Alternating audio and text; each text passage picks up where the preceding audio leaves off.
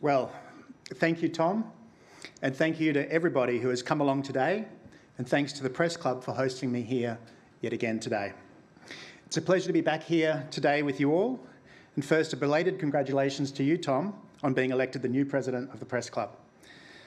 I look forward to your tough questions and others from the floor at the end. I'd like to make a special mention to Tony Windsor, the former independent member for New England. Tony has driven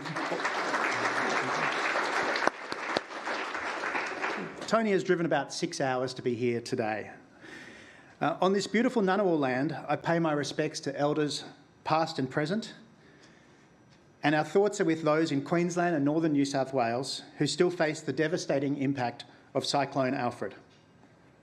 Australia has always had big weather, drought, bushfires, floods and cyclones, but the increasing severity and frequency of some of these events remind us that the impact of climate change is already here and we must act now. Australia is home to the oldest living culture on Earth. Our time here is just a fleeting moment in the span of an ancient continent, and we must use it well. A little over 3 years ago, I had the privilege of addressing you here at the National Press Club for the first time. Some things are the same. We were weeks out from a federal election. We talked about how the problem with our politics is that parties are more interested in winning elections than advancing our nation. How they seek power without purpose. How the party machines have proven themselves incapable of addressing the big challenges that we face. And how they have tilted the electoral playing field in their favour, wielding their enormous power and the advantages of incumbency to box out small challenges. Some things are a little different. The concept of a community independent is now more widely understood, and 7 more were elected to this parliament. We've had big wins on climate, integrity and gender equity. Independents forced the Labor government to deliver on the National Anti-Corruption Commission. They've strengthened our emissions targets. They've improved the safeguard mechanism to regulate our largest polluters. They've led the way on HECS debt relief for students and graduates, and they've enhanced gender equality, women's economic opportunity and safety, delivering the most gender-balanced parliament in Australia's history. But more work is needed. The Coalition is still the greatest threat to climate action. Their nuclear policy is a Trojan horse for extending fossil fuels. And in the words of Matt Keane, it's a 2 billion tonne carbon bomb that would make net zero by 2050 an impossibility. And it would cost the public north of $500 billion. Now, Labor, while an improvement, continues to expand fossil fuel projects. Is there any real difference between Scott Morrison's gas-led recovery and Labor's future gas strategy? Both are at odds with the science. To improve integrity, we need public hearings for the NAC and genuine whistleblower protections. And violence against women in Australia continues to be our national shame. This election is truly a sliding doors moment for our country. Will Australia emerge improved or impaired? Will we import authoritarian populism from Trump's White House? Or will the best of the Australian character once again reveal itself?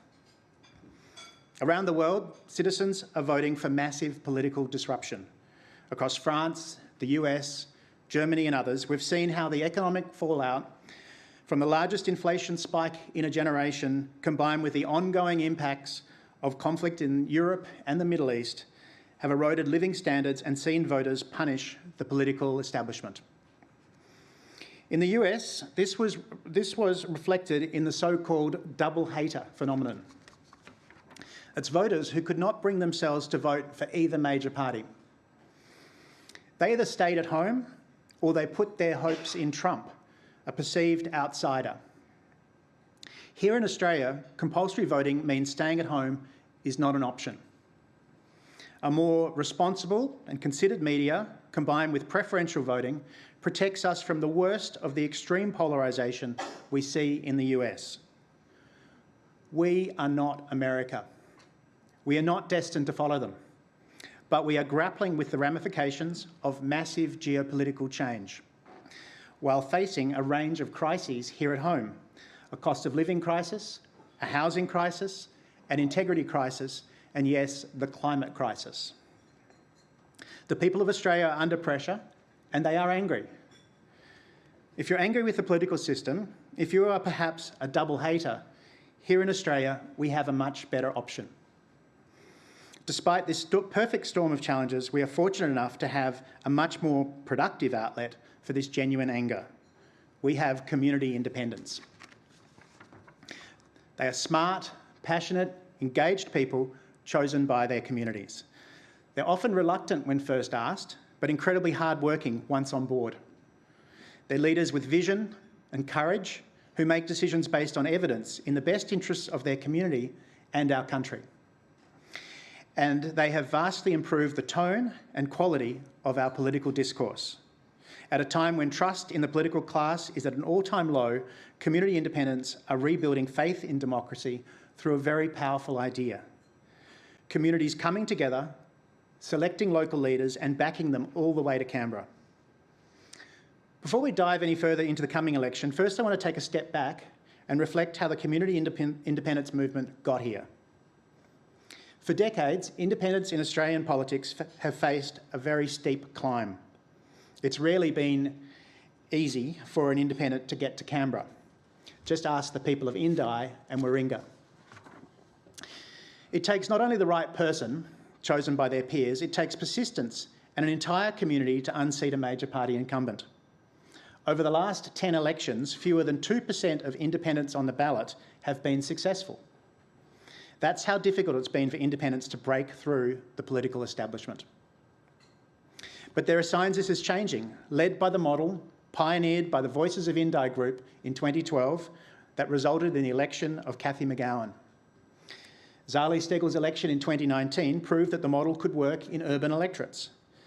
And then in 2022, we saw a breakthrough result for independents.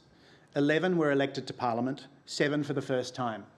6 in the House and David Pocock in the Senate, out of a pool of just 23 contenders. That's a success rate of nearly 50%. This is a difference genuine community candidates, with the help to level the playing field, can make. The implications of this success are profound. We now have the largest crossbench in the history of the modern parliament, and we are better for it. But let me make something really clear. Climate 200 did not start this movement. We didn't create it, nor am I speaking for the independents or the movement. I'm simply someone who understands its power and its potential. I'm not running for office, and the truth is Parliament does not need more people like me. It needs more locals with real community standing, not warriors of the left or the right, but people who speak from and for the heart of their communities. Like the 1,000 everyday Australians from right around the country who attended the Community Independence Convention in June last year. This movement is not Climate 200's. It is the product of thousands and thousands of regular people's frustration with the status quo and of communities hoping to take back control of their future. Climate 200 simply recognised the profound shift in our democracy and sought to provide resources and support needed to help communities and their independent candidates succeed. Climate 200 does not start campaigns. Climate 200 does not run campaigns. Climate 200 does not target seats or select candidates. Those responsibilities lie squarely with the communities themselves. Climate 200 comes to these campaigns relatively late in the game, after countless kitchen table conversations, after town halls, and after candidate selection. How communities choose their candidates could not be more different from the way the major parties go about it. The major party pre-selection pool is a tiny but ambitious group who hang around their Liberal or Labor branch, building networks of obligation, often parked in MPs' offices or think tanks while they wait for the local member to move on. 52% of current coalition MPs and 64% of Labor MPs are former staffers. They're careerists with next to zero real-world experience.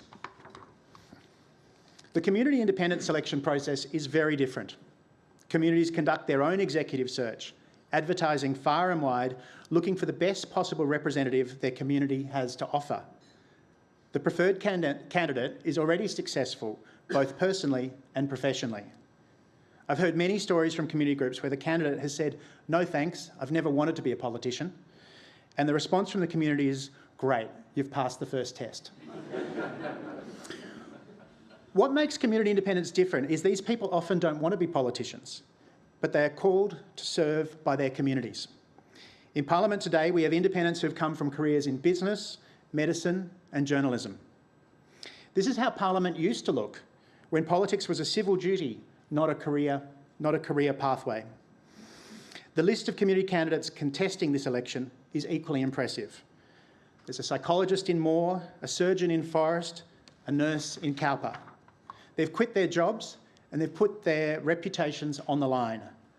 And if elected, they'll have the honour of voting in Parliament on behalf of their communities. The talent pool available to community independents is vast. It is literally everybody in the whole electorate.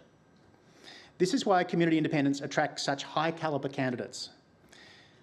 Today, Climate 200 has over 44,000 supporters around the country.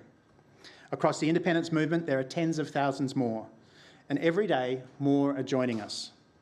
The community independents are not a singular force, but a decentralised movement, shifting the direction of Australian politics in real time. Until recently, democracy was something done by others, in places we could not access, operating by rules we did not know. But now people are realising that we are democracy. It is of us, by us and for us.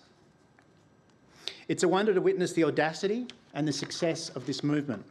Communities taking back democracy, with each door knocked, with every town hall rally held and each vote cast.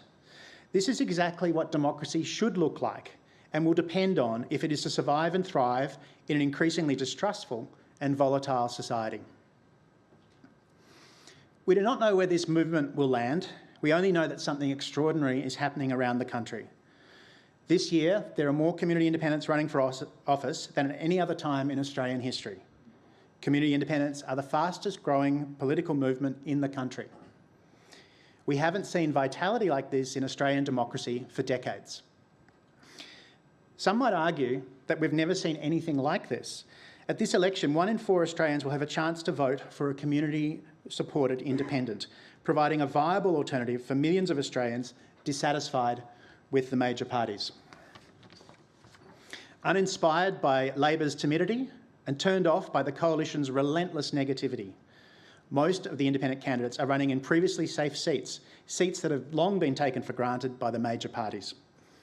This is a big upgrade to our democracy. When communities choose to run a competitive independent, they win no matter what the outcome. Marginal seats get attention and they get support. Safe seats are ignored. The political system has been dominated by the major parties who treat electorates as if they are personal property. A safe seat means there's a politician sitting in Parliament with no realistic possibility the voting public will remove them. There are 150 seats in the House of Representatives now. 109 are considered safe on a margin of over 6 points. For voters in these seats, if they can feel with justification that there's no real choice. The independence movement takes safe seats and turns them into contests of ideas and grassroots democracy. Just ask Tony Abbott, who lost his seat of Warringah to Charlie Segal, which he previously held by over 20%. No seat is ever owned by a political party or is theirs by right. This election, Climate 200 is supporting 35 community independent campaigns across the country. Warringah to Wannon, Curtin to Cowper, Flinders to Fairfax. And while some see the movement as an inner city phenomenon, it is far from it. This movement began in regional Australia, in Indi. So it's fitting that this election, of the community campaigns Climate 200 is supporting, over half are in rural and regional areas. In this vacuum of political leadership, the community independence movement has become a unifying power in Australia's politics at a time of increasing division. You can see this in the composition of every community independent group. There are supporters from across the political spectrum. Like Stuart in Dixon, once a Liberal supporter, is now committed to Ellie Smith's campaign to unseat Peter Dutton. Or Josh, a former ALP member in Flinders, is now volunteering on Ben Smith's campaign. Volunteers like Stuart and Josh give their time for free, but campaigns cost money. There's just no getting around that. In the last election cycle, the major parties spent almost $500 million, not including third-party campaigns such as the Minerals Council. This massive investment isn't spread across all seats. Major parties often spend next to nothing in safe or unattainable seats, so they can funnel millions into marginal races, many of which will be against community independents at this election. By contrast, all up, independent candidates spent $25 million, with Climate 200 contributing just 13 of that. I'm proud to have personally contributed about 2% of Climate 200's total. The funds we raised from more than 11,000 donors is a lot of money, but it's a small fraction of what the major parties spend. We focus on grassroots fundraising, mobilising everyday Australians to contribute what they can. We need all the support we can get this election, and it's coming in many forms. Like 17-year-old Evie Goffman, she's too young to vote, but last month she raised $500 for community independence at a swimming carnival bake sale. Or Yarraville mums, Mia and Jess, who founded 200 Mums for Climate 200. They've raised over $10,000 in the last 3 weeks from their mums network. They were inspired by a similar effort led by school teachers in Canberra who have crowdfunded over $100,000 so far. Or David Donaldson, who for his 94th birthday matched $94,000 worth of small dollar donations, being $1,000 for every year of his life. I mention them not simply to recognise their contribution, but to contrast Climate 200 with Clive Palmer's series of political ventures. Palmer's already started an advertising blitz to support candidates running in every seat in vague support of Trump-like policies. He has a lot of cash. What he doesn't have is Evie, Mia, Jess and David. Money can't buy passion or grassroots support or the feeling of your community coming together to achieve something wonderful. That's why in the last election, Clive Palmer spent over $120 million and ended up with just 1/3 of a quota and 1 senator. Clive gave the lesson to us all that community is far more powerful than money alone. I understand how lucky I am to be able to support the movement as I do, but it's people like Frosty from regional South Australia who's making ends meet on the aged pension, and he still donates $10 a fortnight. These are the sacrifices that are truly remarkable. Given some of the numbers you've heard today, it may not seem like much, but $10 pays for a core flute or 100 flyers or a T-shirt for a volunteer, and that adds up quick. Which is why we saw the other week when more than 4,500 donors came together and raised over $1 million after Andrew Constance confirmed that the coalition would abandon our Paris targets. People contribute what they can, and every contribution, no matter how small, makes a difference. We've already distributed almost every dollar. We have a mantra in Climate 200's team that drives our accountant mad: go broke every week. It can be quite stressful. Yesterday, after making donations, I saw Climate 200's election account go down to just $76.87. But it means we get every cent donated to grassroots campaigns every week. With the election extended by at least another 3 weeks, donations now are crucial.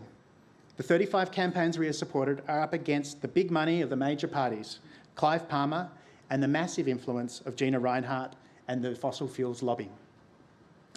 Our hope is that those who come close in this election will be set up for victory in 2028. We are playing the long game here because we know that this movement is bigger than any election. The election in 2028 could be a very different one due to the major parties' recent electoral law changes. When last I spoke here, I said I wish it were possible for great candidates to get elected with evidence-based policies and community support alone. But if an ordinary citizen is brave enough to take on the major parties, even if they can raise $1 million, they're still likely to be outspent 2-1, as Zali Steggall was in 2019. The playing field is tilted in favour of the major parties. In Wannon, if today you donate $1,500 to Liberal MP Dan Tehan, your donation is tax deductible. If today you would donate the same to independent opponent Alex Dyson, it's not. Dan Tehan has a copy of the electoral roll, Alex Dyson has to pay tens of thousands for the same information. Dan Tehan has a small army of taxpayer-funded workers working on his campaign. Alex Dyson has none. The public purse has funded more than $750,000 worth of Dan Tehan's communication to Wannon residents over the last 3 years, but not 1 cent of Dyson's. I've said previously that the success of the community independence would elicit an immune system response from the major parties. And in one of the final acts of Parliament, we saw what this response looks like.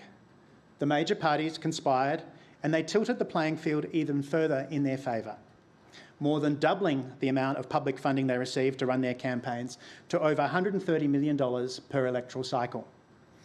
This is an increase of around $80 million since 2022 in the middle of a cost of living crisis.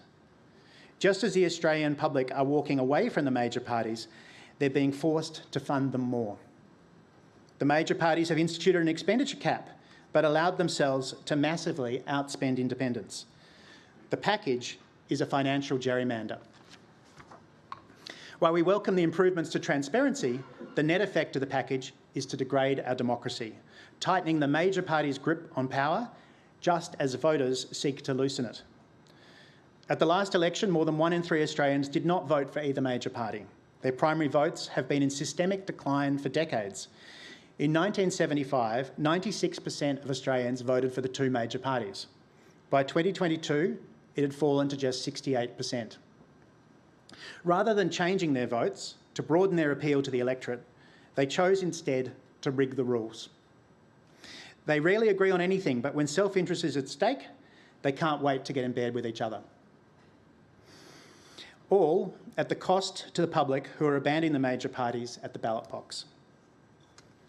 Today, I began by saying the upcoming election presents a sliding doors moment for Australia. Right now, a Peter Dutton majority government is a very real possibility. This is the man who lauded Donald Trump as shrewd and a big thinker. 2 weeks ago, an AFR freshwater poll showed a 4.1% swing to the Liberal National Party. If that swing is uniform across the country, it would put Anthony Albanese in minority, and it could even deliver Peter Dutton the seats he needs to form a majority government. And the swing could be bigger on election day. The better alternative is minority government with either major party. There's a lot of hand-wringing in some sections of the media about stability where minority government is discussed. Yet in the last 20 years, across federal, states and territories, there have been 15 minority governments, including Julia Gillard's of 2010 to 13 and Scott Morrison's of 2018 to 19. While these were febrile times, none of that instability came from the crossbench. And when you think about it, almost every time the coalition is in power, there is minority government. Since World War II, the Liberals have only governed in majority 3 times over 51 years of power. And even then, it governed in coalition with the Nationals, bound by a secret agreement that none of us have ever seen. An agreement that has pulled the Liberals further and further to the right and away from the Liberal principles upon which Menzies' party was founded. Government-owned power stations, divestiture powers to break up businesses. Does this sound like the policy of small government and free market advocates? Theirs is a marriage not only of convenience, but of chaos, more chaotic than any hung parliament. Minority government is entirely in the hands of the voters, and rightly so. But with minority government, the expected outcome of this election, whichever side forms government, they will likely have to be more consultative, more transparent, and deliver more evidence-based policy rather than just raw politics. This can only be a good thing because, like it or not, everything is politics. Politics is the air that we all breathe. But for too long, we've subcontracted out to a political class who have said, "Don't worry, never you mind." Now, this movement is taking back our democracy. What we are witnessing right now is a democratic revival, a renewal of the spirit of service and civic responsibility. And the numbers don't lie. 1 in 3 voters in this country now rejects the major parties. Our polling shows that even the concept of the major political parties is more despised by voters than either the Prime Minister or the opposition leader. How can you blame them when the major parties are more focused on fighting each other than fighting for Australia? And with these shifts come the potential for something transformative. The independents running this year are not just offering an alternative to the two-party system, they're offering a new way forward, one that is more accountable, more transparent, and more in tune with the needs of the people. Last time I was up here, I said politics is too important to be left to politicians. This is truer today than it was 3 years ago. It's also why the community independence movement is the fastest growing force in this country. We are supporting 35 community campaigns at this election. And this is why, for the first time in history, 1 in 4 Australians will have the opportunity to vote for a community independent. This is a huge step forward for our democracy, and it's one that we should all be excited about. So as we approach this election, let's remember this is our moment, a sliding doors moment for Australia. The decision that we make in the coming weeks will shape the future of our country. Let us choose the path that leads to a stronger, fairer, better represented country, with a political system that works collaboratively to solve the challenges before us, making key policy decisions based on evidence, where integrity in our politics is not only demanded, but delivered, and it places people, not parties, at its centre. Thank you.